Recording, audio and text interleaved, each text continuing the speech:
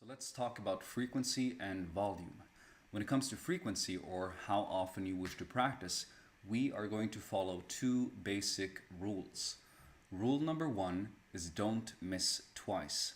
And what that means is that after a day of practice, you can feel free to take a day off, but try as much as you can not to go 2 days in a row without practicing.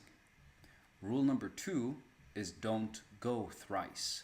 And what that means is that you can practice 2 days in a row, but try not to practice 3 days in a row.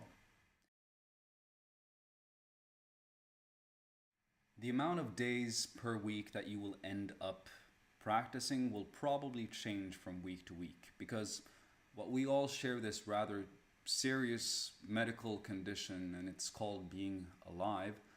And one of its many symptoms is sometimes shit does hit the fan.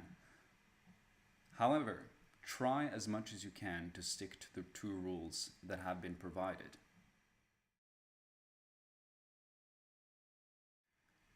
When it comes to volume, or how much work you decide to do, if you end up practicing 3 to 4 times a week, try to do 3 exercises, one of each exercise per day.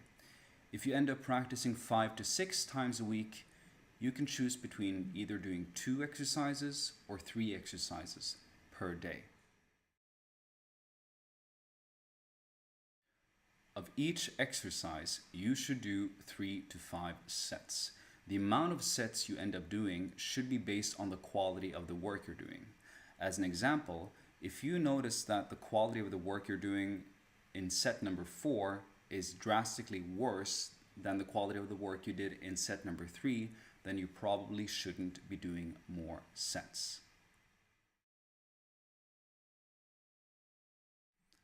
In this course, we will not be focusing on repetitions. Instead, every set you will set a timer that lasts 1 to 2 minutes, and you are simply going to do as much work as you can do in that allotted time.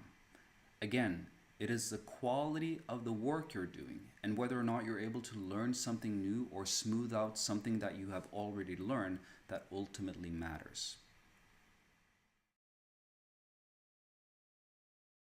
In between every set, you should have a rest period.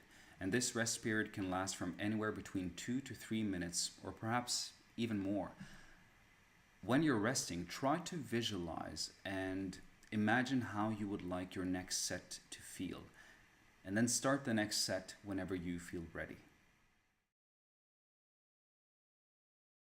Some of the drills will be physically and mentally challenging, and some may even be a bit uncomfortable if you haven't done them before. So whenever you encounter a movement that feels foreign, I recommend that you simply spend some time in getting to know that movement. You can do this throughout your day, or you can do it as a warm-up before your main practice.